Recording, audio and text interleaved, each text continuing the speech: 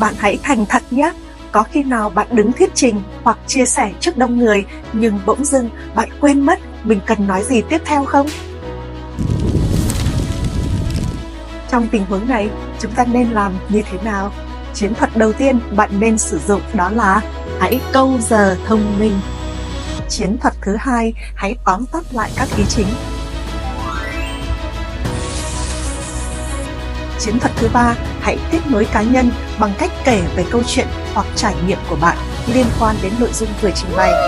Trên thực tế, khi đứng trên sân khấu, chuyện gì cũng có thể xảy ra và bí quyết ở đây là chúng ta hãy bình tĩnh và tìm cách ứng biến phù hợp các bạn nhé.